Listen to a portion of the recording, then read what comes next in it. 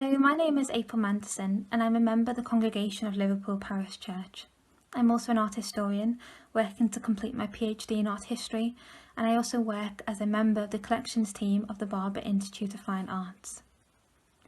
During this Easter celebration, I would like to share with you an image which is special to me, an image which celebrates the duality of Christ's being as both human and divine. This painting was painted by an eminent artist in medieval Italy known as Giovanni Baronzio, who was active in the mid-14th century.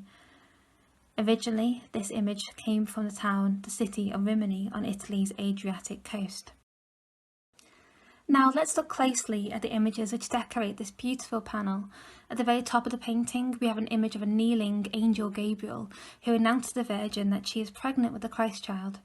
Now originally this painting would have been paired with another panel painting, and they would have been attached together with hinges.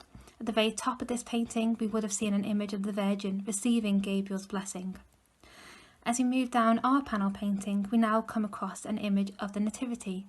Christ is held in his mother's arms, in the safety of his mother's arms, while we also have an image of the Annunciation to the shepherds, the moment in which an angel appears to shepherds and announces the arrival of Christ's birth.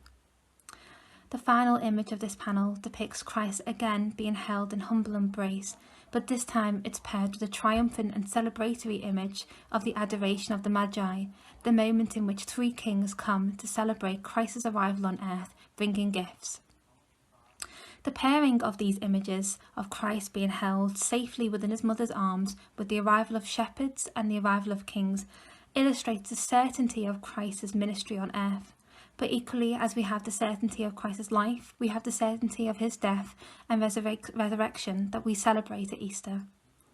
However, for me, the most important and special part of this panel is that it includes evidence of its original display. At the bottom of the panel, you may have noticed some substantial damage.